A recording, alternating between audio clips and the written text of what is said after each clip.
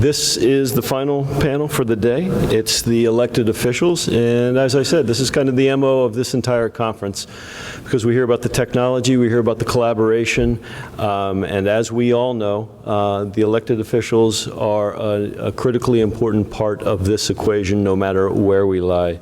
We're going to do this alphabetically. We do have a couple shuffles to the lineup, but first up to the podium, we'd like to, I believe everyone's going to be speaking from the table, is Rafael Castellanos. Is that correct pronunciation with the Port of San Diego? Yes, it is. Okay, excellent. I believe so. It's on? Can everyone hear me? So thank you very much for the invitation to be here. I'm a port commissioner at the Port of San Diego. Obviously, we have a lot of water down at the port, so we consider ourselves at the center of the blue economy and have been for many, many decades. We have a lot of great things going on at the Port of San Diego, which I'm looking forward to speaking about here today with respect to our marine planning, our BlueTech incubator, which we have initiated and we have funded for the first 5 years, as well as a number of related matters and some early pilot projects that I'm going to discuss in more detail. So I appreciate it very much and look forward to the panel.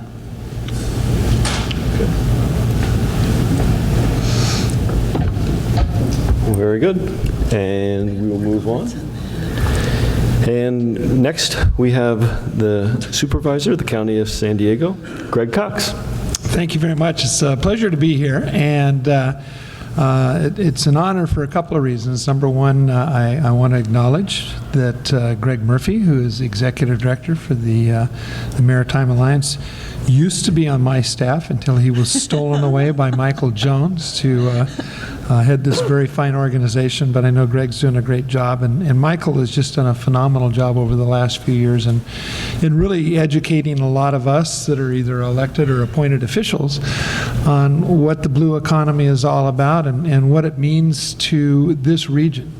I think it's a high compliment to Greg and Michael, the fact that, as I understand it, there's over 400 people that are going to be here over the next few days to focus on the blue economy, and people coming from 7 different countries. So it tells me that this is an issue whose time has come, and it's an issue that really does have a big impact, not just on the San Diego County region, which is probably going to be the focus of most of my comments, but certainly worldwide.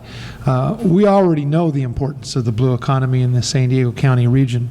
The fact that there's in San Diego County about 1,400 companies that have about $14 billion, that's with a B, in annual direct sales and a workforce of almost 46,000 people throughout this county. And the interesting thing is, you think when you talk about the blue economy, you think you got to be on the water's edge. Well, we have businesses that are located in the hinterland, and El Cajon, and San Marcos, and Escondido, which are all inland communities, that are directly related to the blue economy and supporting services and developing expertise and designing all sorts of different things that fall under the umbrella of the blue economy. Many of these industries in San Diego are thriving, supporting or exporting, I should say, upwards of about 99% of their products and growing on an average of about 35% per year. So these are companies that are on the go. They're a vibrant part of our economy in the San Diego County region, and it's one that we certainly think we have a tremendous opportunity in the years ahead to see expand even beyond that. A few years ago, we started raising awareness about San Diego's blue economy. In fact, when Greg Murphy was on my staff, I remember the first paper that he wrote for me. It was probably about 2 pages of comments, I think, at one of the Maritime Alliance meetings, and I counted up afterwards 7 times he had in there that I was supposed to say that it's the next big thing. Well, it is a big thing, and it's here, it's now. And as we have been finding, these numbers show that the next big thing is going to have a great impact on this county and this region, and I think the worldwide economy in the years ahead. Now let's be clear. We've had traditional blue industries here for a very long time in companies like NASCO and trades like commercial fishing. We've done things to try to encourage and protect these traditional industries through various partnerships. Just 2 years ago, I remember reading an article in an online newspaper, The Voice of San Diego here in San Diego, about a problem that was going on between the Port District and our own county Department of Environmental Health. We had some commercial fishermen that wanted to be able to, on a Saturday, sell their fish directly to the public. And our Department of Environmental Health, they deal with farmers markets. They know how to, issue the certifications for those. But fishermen's market or fish markets really didn't quite fit into that same definition of county policy and state law. And so we were in a little bit of a problem, and the Port District didn't know exactly how to deal with providing them the space. They were basically selling their catch off of somebody's boat, which was very cumbersome for the public. They sent out an email bulletin every Saturday to let people know they had a couple of fishermen bringing fish down, and if people wanted it, they could come down and pick it up. And in a triumph of bureaucracy working to come up with a solution, I have to tell you, within 2 weeks, Raphael's organization, the Port of San Diego, got together with our Department of Environmental Health, and they worked out a way to provide a temporary permit to allow these fishermen to be on the dock side. The first weekend that was allowed to occur, they had over 1,000 people standing in line starting at 8 o'clock in the morning, and they weren't going to start selling until I think 10, and they were going to sell from 10 until they were out. They had over 1,000 people lined up to buy fish as fresh as they could possibly get. And we worked with our state representatives, particularly Tony Atkins, who happened to be the Speaker of the Assembly. She carried a bill which she called Pacific to Plate, to allow this type of operation to occur, because the county was only able to do it on a temporary permit, but we were able to get a state legislation that will allow that to continue. It used to be, when you go to San Francisco, there's a fisherman's market. You can get a bowl of clam chowder or shrimp cocktail, but it's always tied into a restaurant. Well, now there's a state law that is available anywhere up and down the state of California to allow commercial fishermen to sell directly to the public on a dock without having to be tied into a restaurant. And that's just one small triumph that I think we've had over the last couple of years. And we know that there's many, many more opportunities we're going to have working with the Maritime Alliance here in San Diego to make changes in state legislation, to work at the federal level, to allow those businesses in the blue economy to thrive and to succeed. Just yesterday, the San Diego Unified Port District, and I don't want to take anything away from Raphael, but they moved forward with the Seaport San Diego project and Seaport Village here, which is a very exciting project. And that vision includes an integration of the working waterfront in Tuna Harbor, which is where the fishermen do their fish sales every Saturday, into a world-class development opportunity. And I know that the Port District and the developer of that site are working hand in hand to make sure that there's space for representatives from the blue economy to have space to work out of. But as we all know, the blue economy is not just those traditional industries anymore. It's not just shipbuilding and fishing. It's technologies like water desalination, underwater robotics, ocean mapping, alternative energy, sustainable aquaculture, all of which are firmly rooted here in the San Diego County region. We as elected and appointed officials can help foster that growth and innovation in San Diego, and there are incredible organizations and leaders who are working together to mature this blue economy, and they include such disparate groups as the San Diego Regional Chamber of Commerce, the San Diego Regional Economic Development Corporation, the Port of San Diego, the San Diego Association of Governments, and last but certainly not least, the Maritime Alliance, all working together to see what we can do to not only encourage but expand the blue economy in the San Diego region. They've done a really outstanding job, in my opinion, in promoting the blue economy, and another great example of the partnerships that I think that we want to see. In March of this last year, the San Diego County Board of Supervisors initiated a maritime vision for the San Diego County region to launch a coordinated effort with our colleagues at the City of San Diego, and I want to thank Sherry Leitner for her leadership in that area. The Port of San Diego, certainly Raphael and his colleagues have been very focused in trying to create a BlueTech incubator and related centers of excellence to help boost the San Diego blue economy. We're seeing that the effort is finally beginning to pay off. When I say finally, it hasn't even been that long, but it already has got some, I think, good successes. Harbor Island will soon be redeveloped through the efforts of the Port District, and the winning bidders on that project incorporate space for ocean-related research and development, and that's something we're really delighted to see. I'm fortunate to have had an opportunity to have a very up-close and personal perspective on the blue economy. I represent an area on the Board of Supervisors that stretches from the coast all the way from Mexico, the U.S.-Mexico border, to the north of Point Loma. I am a supervisor who has the opportunity to represent all of San Diego Bay, so all of Raphael's responsibility is within my supervisorial district. And in addition, I right now I'm serving on the California Coastal Commission, which is a body that has a lot to say in regards to what happens in the coastal zone up and down the coast of California. And I'm also serving on the White House's National Ocean Council's Governance Coordinating Committee, where we're trying to look at the future of the ocean economy, not just in California, but all across, both oceans on the United States.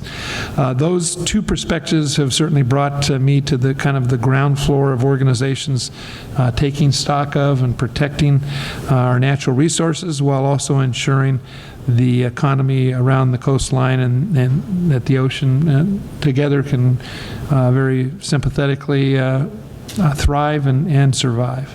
Recently, the Governance Coordinating Council identified a number of very critical issues and created a series of policy papers to try to begin to address those issues. Some of the concerns identified were certainly sea level rise, which is something we're dealing with in the California Coastal Commission, ocean acidification, ocean temperature changes and related impacts to fish species, and those are all very weighty subjects that I think we're going to have to spend a lot more time talking about in the years ahead. The blue sector is involved and certainly should be involved in all of these issues.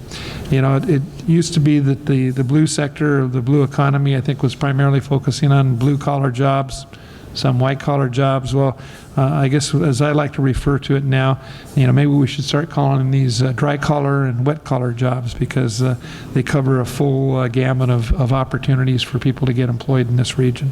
So with that, let me just say there's a lot of work that's been done. There's a lot more work that needs to be done. We've spent decades and billions of dollars exploring outer space, and yet when we talk about the ocean and the ocean opportunities we have, we're just beginning to scratch the surface, and I think it's a very exciting time for all of us, and certainly look forward to the discussions today.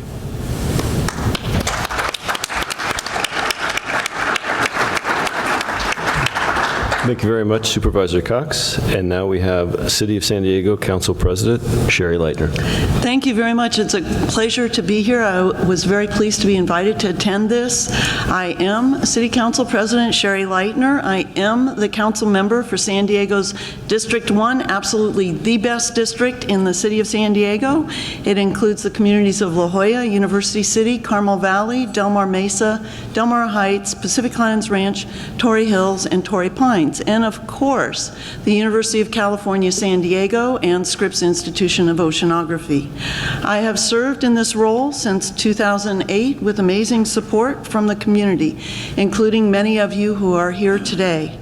I am the first council the first female council president, and the first female engineer on the council. Let me tell you a little bit about my background for those of you who don't know. I'm a very proud graduate of UC San Diego's Revelle College, class of 1972, with degrees in mathematics and sociology. A year after graduating with my bachelor's degree from UC San Diego, I started working at General Atomics. It is where I passed the engineer and training exam, then took the mechanical engineering classes at San Diego State, went on to obtain a master's degree from UC San Diego in applied mechanics and engineering sciences. I do have my California mechanical engineer license, and I worked at General Atomics for a total of 18 years.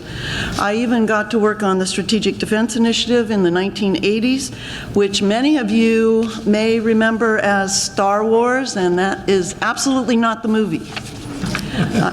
I also worked at Rohr Engineering, which is now United Technologies, for 5 years. And all these I worked on.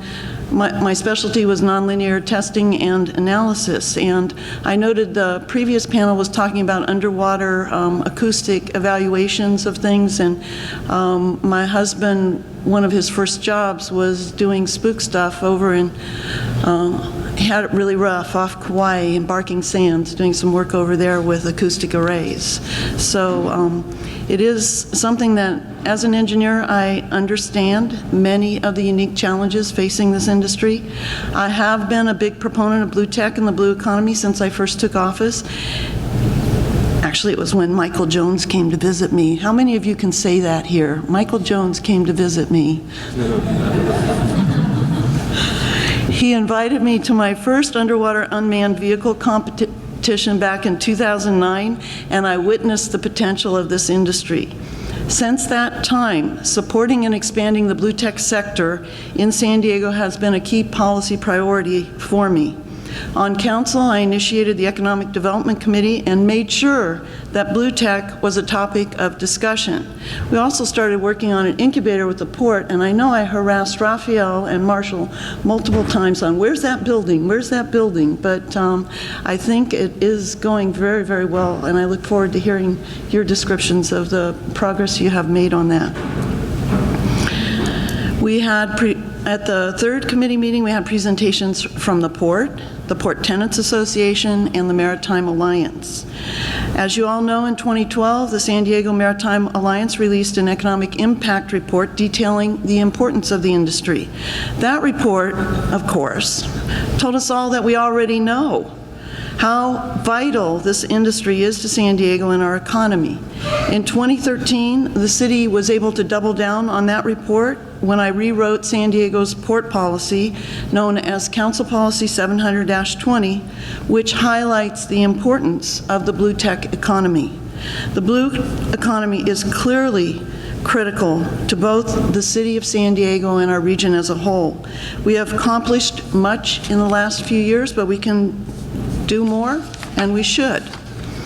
Last year, the city and the county unanimously passed a resolution supporting the establishment of a regional maritime vision focused on BlueTech. To that end, the city of San Diego agreed to unite efforts with our regional partners, the port and the county, to seek a BlueTech Center of Excellence in San Diego. I'm still looking forward to the establishment of the Center of Excellence. I think a few more folks are. Is anybody else here want to see that happen? I think yes, absolutely. It can start minimally as an incubator, and I think the port is working on that part, and grow into something larger that includes mentorships, academic partnerships, access to oceanfront facilities, and a digital library for BlueTech companies. This is a model we have used in other industries in San Diego with great success. We have incubators in San Diego for several types of startup companies, including wireless technology, life sciences, and biotech. It's time we did this with the BlueTech sector. By recognizing this commitment within our region, we can better position ourselves to partner with the private sector, academic sector, and other governmental agencies. One of the strengths of San Diego is the maritime industry ecosystem that we have here, thanks to the leadership of the Maritime Alliance. We have a global influence, and it is inspiring to see so many people coming to San Diego from France, the UK, Ireland, Spain, Canada, Mexico, the Middle East. The list goes on, all here to collaborate and share best practices. What is special about the ocean is it doesn't have any boundaries. And it is important that we all work with our counterparts as we share the same water.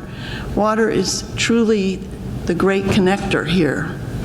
As I prepare to leave office, I want to encourage all of you to continue working towards this blue vision, the blue economy, blue tech, and of course, blue jobs.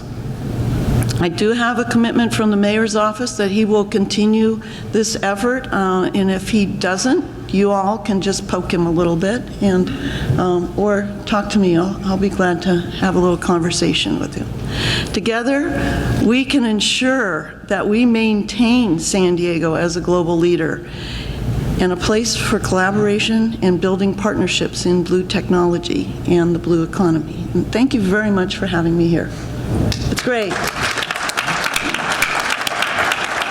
Usually we do a cheer like blue, blue, blue, blue. That comes at Get the excited. end. That comes after the Yes. cocktail hour, Okay, actually. all right. We do have a slight change. I believe that California State Controller Betty Yee is stuck on a plane somewhere. So we have a substitute, and actually, hold on 2 seconds. We have no real. Yeah.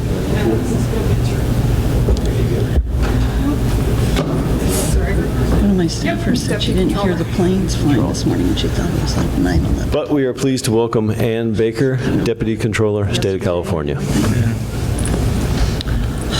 The chairs are very sticky. The reason for the slight interlude is that I was really hoping my boss was going to show up.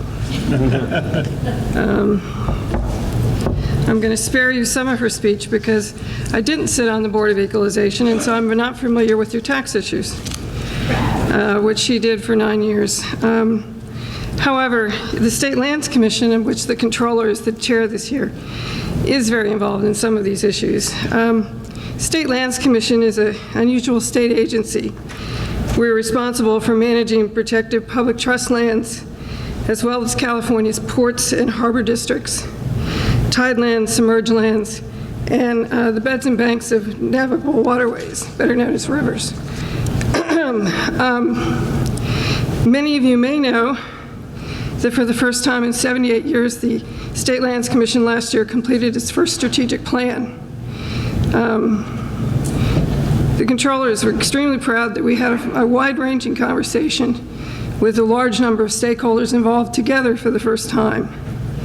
In that process, the controller strongly advocated for the inclusion of the blue economy as a pillar of that strategic plan. We also recognize that California's ports and harbor districts serve a critical and unique role for the state and the nation. To that end, I'm going to skip ahead a little bit here. To that end, we've spent the last 8 or 10 months working with the Port of San Diego to put together a spatial planning exercise, marine spatial planning exercise for the State Lands Commission territory off of San Diego. And just about 3 weeks ago, both boards approved the agreement to go forward with that plan.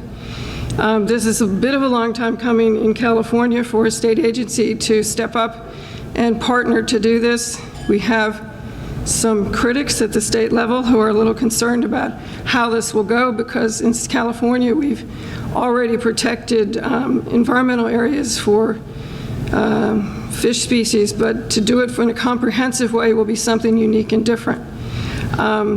We look forward to working with the port in this effort, and it's the reason that we're here today. We're committed to this being an open process, to involving all of the stakeholders, and to seeing if we can get this right. And I've got to tell you, somebody who's been in local and state government in California for more than 30 years, I think San Diego is the one place where there is community support, government support at all levels, and willingness by a variety of the stakeholders to commit to make it work.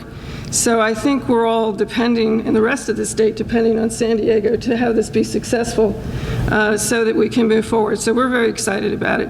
And with that, that's a truncated speech of what you would hear from my boss, who's much more charming and interesting. So thank you.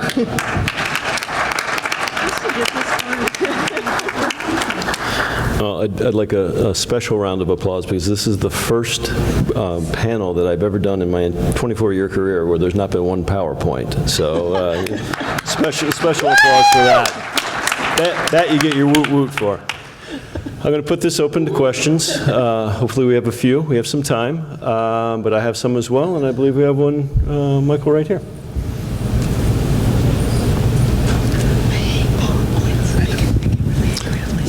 This question is for Port District Commissioner Mr. Castellanos. Could you tell me a little bit more about the BlueTech incubator and what the status is and where it's going to be, or any additional information? Sure. So let me first thank the Controller's Office for their partnership, and let me talk about a couple of things that we're doing. And we are really making some tremendous progress. When I joined the Port Commission, when I was appointed in 2013, indeed, Council Member Leitner did exert tremendous pressure on me and my counterpart who were appointed at the same time.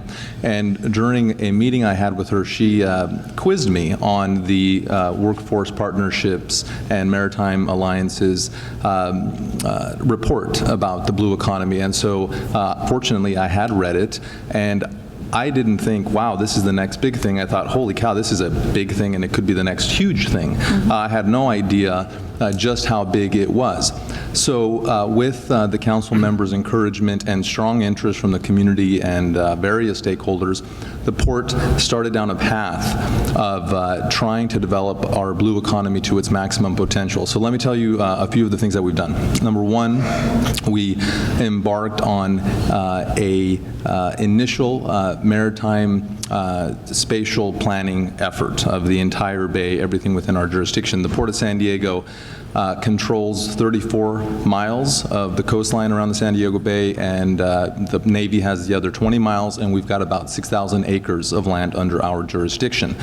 We have shipyards, boat yards, marinas, yacht clubs, hotels, retail, restaurants, convention center, public parks, islands, fish markets, commercial fishing operations, cargo terminals, cruise ship terminals. So we've obviously been in this space for a very long time. So we engaged, started some initial maritime spatial planning.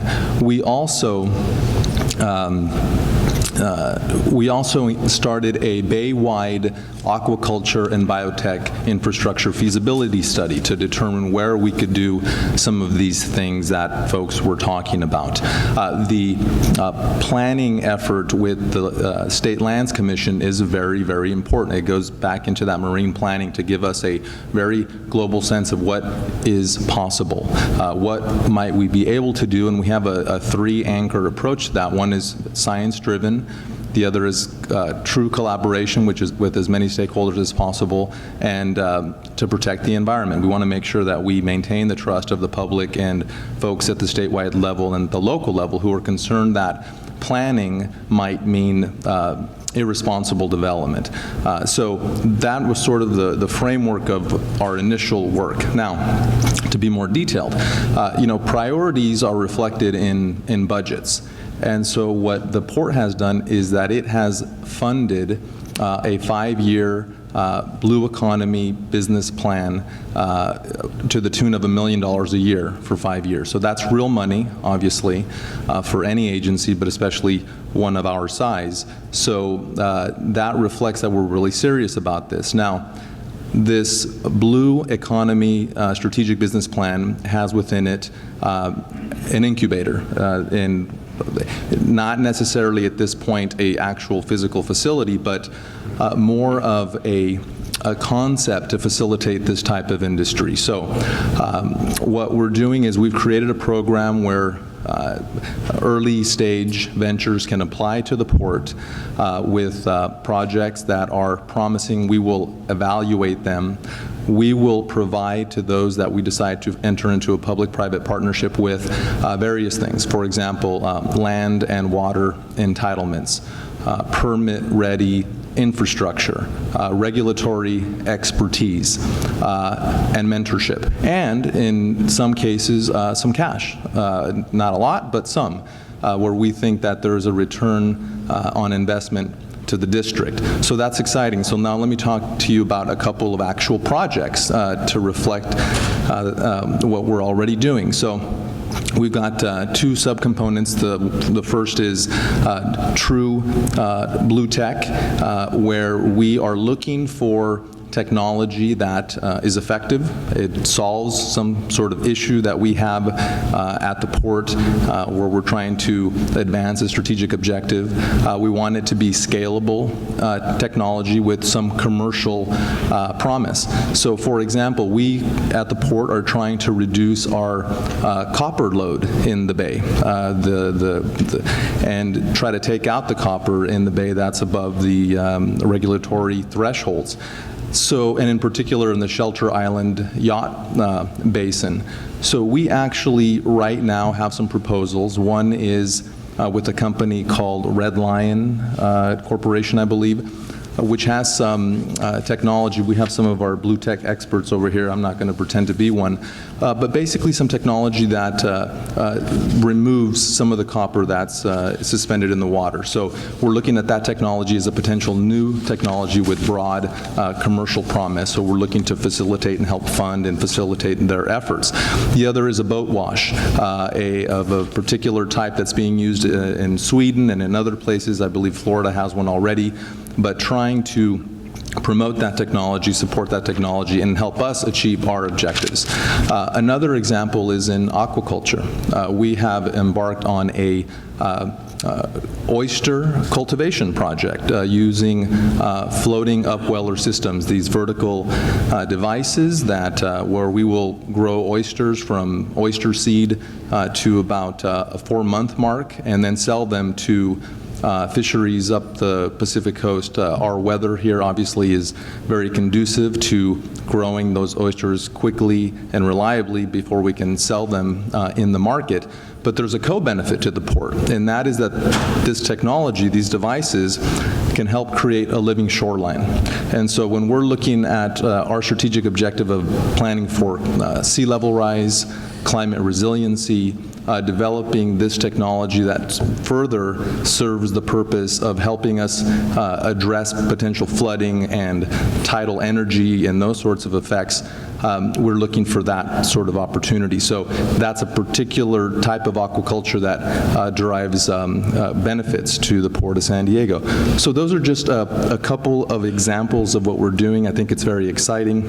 I think the next phase will be or include looking at an actual permanent facility that could serve as a center of excellence and provide the kind of joint research equipment for emerging technology and emerging early stage ventures. Very good. Are there any additional questions at this moment? Okay, well, actually, I have a few. And for Mr. Castellanos. That's all I know. You just fed finished that to me, and I Well, memorized that. You may have covered this already. Okay. But I believe there was a MOU with the Port and State Lands Commission regarding marine spatial planning. Marine Yes. spatial planning has been a topic of obvious interest. Can you expand upon that? Sure. So as I said, the port controls, we hold in trust for the people of the state of California, certain land, tidelands that I described. Basically, the area of land between the mean high tide line and the mean low tide line, as that was mapped in the mid 1800s. In the middle of the bay, there's submerged land, and outside of the channel, there's submerged land going down the coast towards Mexico, a significant amount of land, and I'm trying to remember the how much it is exactly, but it's a large amount of land. And that's all State Lands Commission land. So they're far away in Sacramento. We are here local with a lot of expertise managing land, submerged land, et cetera. And so this is an opportunity to work with the State Lands Commission to evaluate and plan and determine what can be done in these areas to ensure environmental protection, blue economy, blue tech, aquaculture opportunities. And so that's what we're working on. It's going to be a very collaborative process with as much public input as possible, and we're very excited about it and the promise that it might fulfill. Okay, excellent. Can I just Please. a word on that from the state lands perspective? This really is a pilot to see if we can do this in California, and if we can't do it in San Diego, then there can be a conversation about doing this in other parts of the state of California. You know, there's been efforts along in Washington State and Oregon to do this kind of exercise, and the question is really, can California do this and commit to it and find the resources and the political will to do it? And so I think the test really is, if we can do it here, what's the model that we take for the rest of the state? And not every place has a Port of San Diego. If you look up and down the state, we don't have partners. And so it's going to be, can we do it here? What do we learn from that? And what can we do in the rest of the state? So that's the other piece that makes it very exciting. Okay. So, excuse me, may I ask a question? Is there any way that we could encourage the pension funds that your respective entities have some influence over to allocate more funding for venture investment in the maritime arena?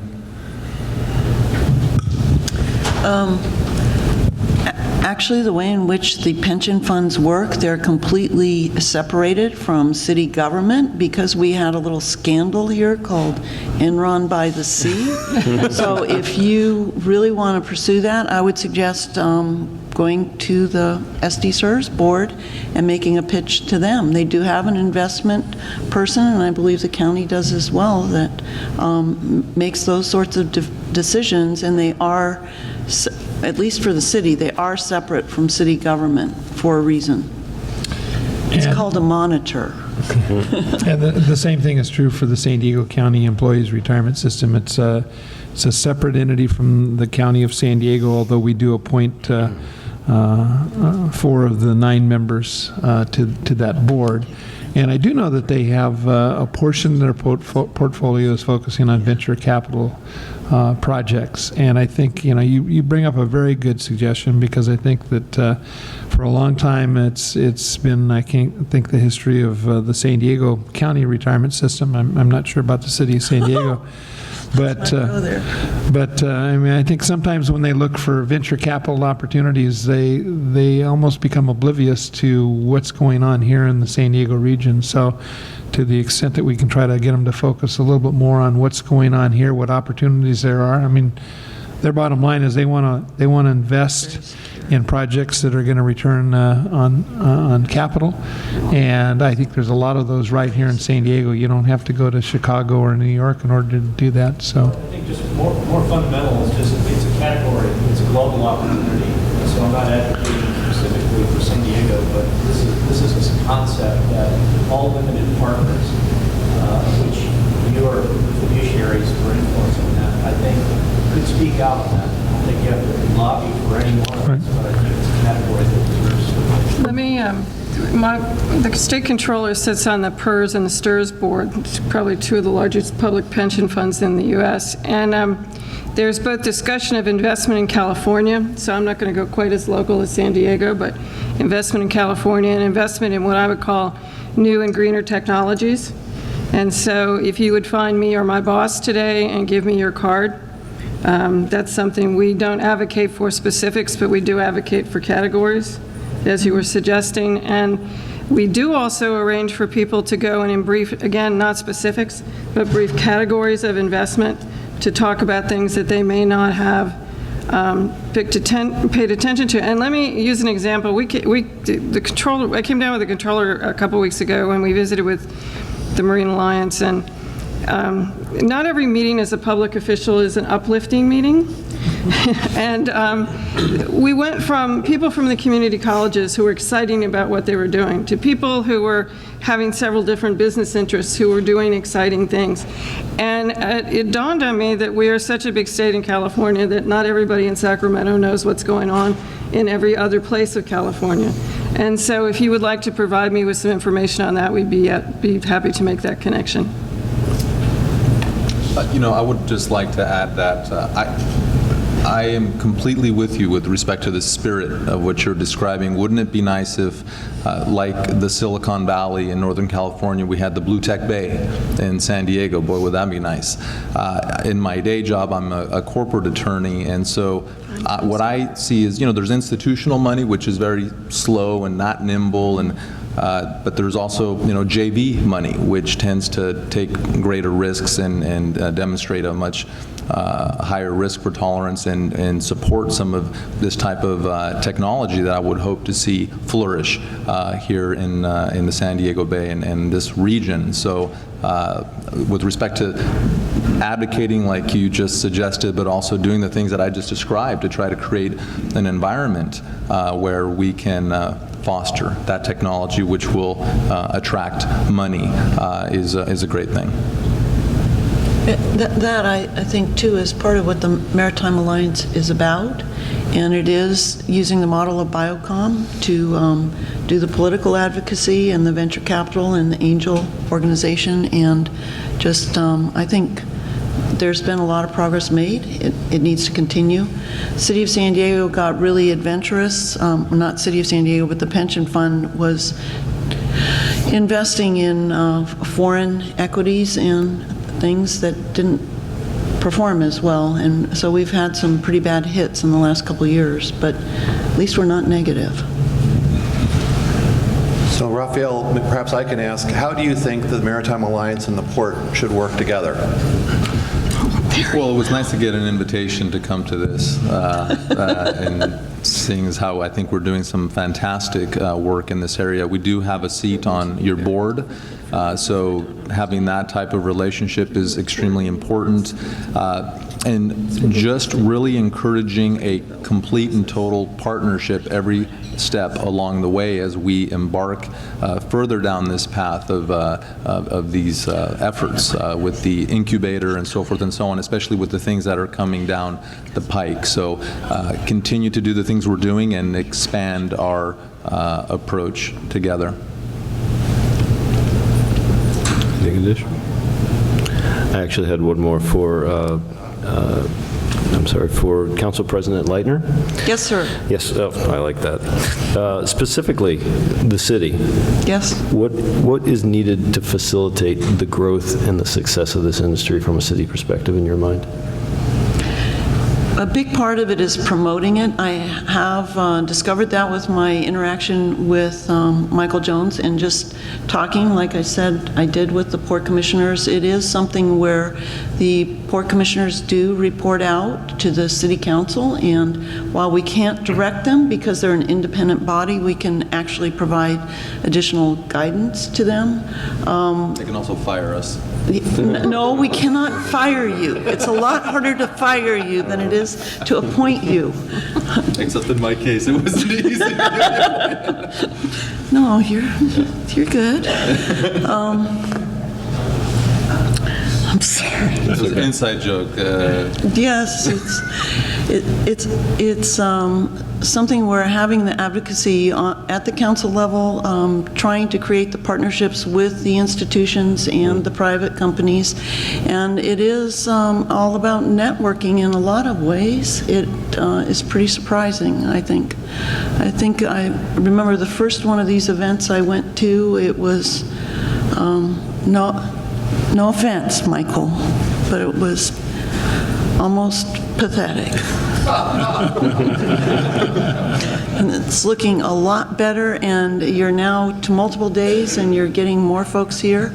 And it's not as if the city can create so many incentives, but it is something where we were looking for city land for an incubator in the port area. It is why I pressured some of the port commissioners on, could they identify a site that we could go after. We had found one, but then that was before the Seaport Village redevelopment came forward. So it is just continually looking for opportunities and being mindful that it is so important to us. And it's not just the port, because we do have the water purification technologies here, the membranes, promoting even our pure water program is huge to celebrate those things that we do here and the things that we do right. Very good. And I know in a number of the things that I have done, it's all about the electeds being cheerleaders. And if we get enough cheerleaders, we get some attention. And for me, too, as an engineer, it's about getting it done. And some folks would say, oh, okay, you got the policy change. Well, that's not good enough. You have to implement the policy as well. Please. Hi. My question will come, it's a curiosity, really. We would like to understand, in a country like Norway, which is very small compared to the US, they hit already 1.3, 1.4 million tons of fish a year production from aquaculture. From a country like the United States, the total production is less than 250,000 tons. Depends how you calculate that. Now, when we talk collaboration with these government bodies, for example, elected, the potentials are much more in the United States than probably any other parts of the world. Why? And San Diego we already have a plan, I mean, as you mentioned. Why the state of California, for example, doesn't set up the model for the country, for example, and look for aquaculture as a part of the blue growth, for example, as a component of the blue economy, and set up a long-term strategic plan, not 5 years, probably 15, 20 years, and so on, whereby you are importing already 95% of your fish into the country. Your deficit is more than 11 billion already. So hitting those issues, especially that the potentials are there. I mean, you are not going to create something in order to create a potential. The potentials are there, and it's not being capitalized on. So how do you see this? Is the missed link here is a collaboration between the government agencies, for example, or is it between the government agencies or departments, here you have different names, and the private sector, the industry? Where is it? And how you plan to or propose to approach it? Thank you. I can comment on that because when I first took office, I was visited by some folks from Hub SeaWorld and was very excited about the aquaculture proposal they had. And it seems to take forever for anything to come forward. And I don't know if anyone from Hubs is here to actually talk to what their difficulties have been. They're coming for the dinner, but they're not here yet. Okay, because it is, I mean, I've even seen drawings of the nets that are supposed to be where they're located, and it is a process. It is very much a public process, and I don't know where it is in the process. It's not something where the city would approve that. Yeah, I think part of the problem we deal with is that sometimes in the United States, probably not like Norway, we sometimes have more government than, I don't want to say we need, but there's more governmental agencies that we have to deal with, which makes it much more complicated. The Hub SeaWorld Institute, Don Kent, who I think you're going to hear from or will be here later, is working on a project, I think it's called the Rose Canyon Fisheries, where they are talking about building a very large aquaculture facility offshore. They're looking at more than 3 miles out, and the reason that they're going more than 3 miles out from the coastline is because then it doesn't come under the auspice of the California Coastal Commission, which has its own set of regulations. But even then, you've got, U.S. Fish and Wildlife Service, you've got the National Oceanographic and Atmospheric Administration, you've got a whole litany of other governmental agencies that are going to have a say in what ultimately happens and how it's going to be structured and how it's going to be monitored.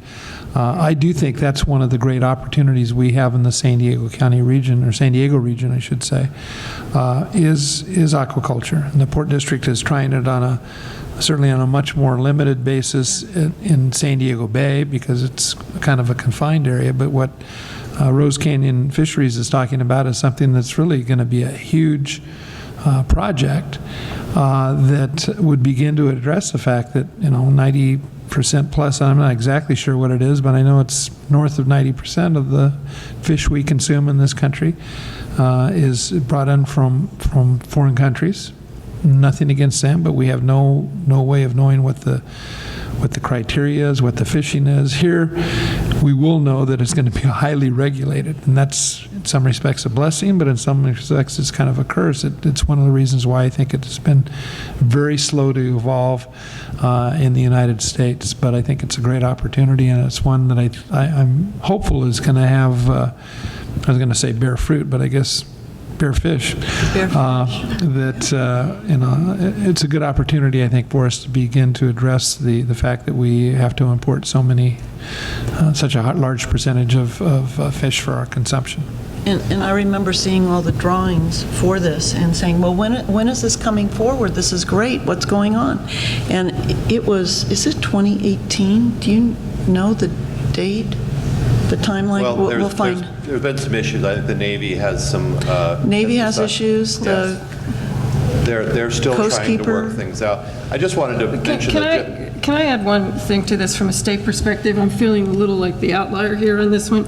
The state has had a long focus on ocean policy, and it took somebody who's been around maybe a little too long. It took them from the time the legislation was acted on marine protection areas. Took them 15 years to get those developed.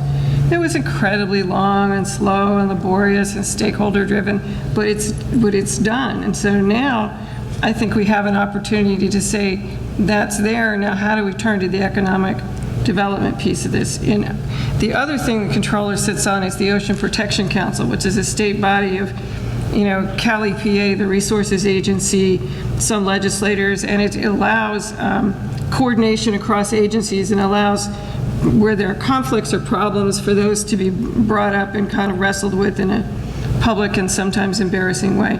And I think that they are beginning, because of the Dungeness grant problems from a year ago, there is beginning to be a focus on the economic pieces of addressing the fishing industry in a larger sense. And so I think we're beginning to turn the corner on having that conversation from the state agencies and from it not being quite as hostile is not the word I'm looking for, but that's probably as close as I'm going to come while grabbing for a word rapidly. I think there's a more open thing to saying how do we look at things in a more holistic way, and how do we work with the fishing industry to do that, whether it's aquaculture or going out in the traditional fishing industry way. And talking about the marine protected areas, when I first came on council, that was one of the hot button topics, and the amount of territory that was taken in Southern California for the marine protected areas, they do appear to be working. There was no enforcement for those.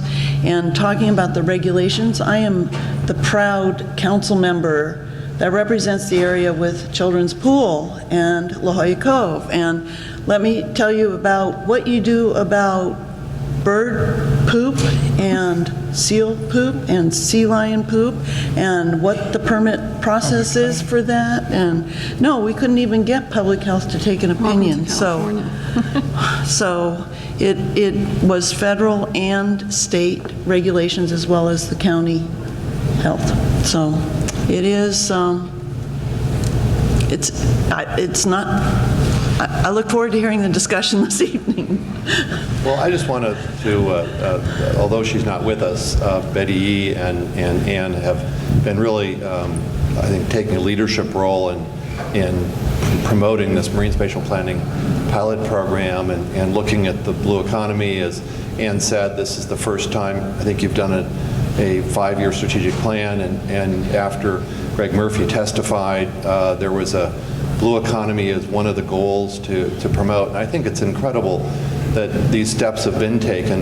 The person who asked you the question, Haidar, who is from Saudi Arabia, is a world-renowned aquaculturist, and he can tell you that 30 years ago, Norway had no aquaculture industry. And they started, and today, partially because of the oil and gas, it's their second largest export from Norway is fish and other marine-related products. So we're not just talking about aquaculture, we're talking about algae and all kinds of other things that can be developed in multi-billion dollar industries. And so one of the centers of excellence that we hope to develop here is going to be a biomarine, biomimicry center of excellence. And we have with Scripps and with other organizations here and in Southern California, an amazing opportunity in the Southern California Bight. And Haidar knows all this, and so he's sitting there going, wow, what an opportunity, because we have the best upwelling literally in the world off of our doorstep. So, you know, he's looking at this from an international perspective. So we're obviously pleased that he came today, and if you want to know a little bit more about what it could be, please take time to talk with Haidar. And I know that Frederick, from our consul from the Canadian consulate, would like to ask a question as well. And then I think we'll be ready to end. They told me outside that they're ready to start pouring drinks after this question. Should I ask that question? I think you should. Thank you. No, very quickly. The consulate here is really focusing on innovation. So we focus on biotech, focus on IT, and now we see innovation coming in into the BlueTech or the ocean technologies. Now, the plans for an incubator were mentioned a few times on this panel alone. So my two questions for you would be, do you have any timelines for that incubator? And second, how would you foresee working with foreign companies, i.e. Canadian?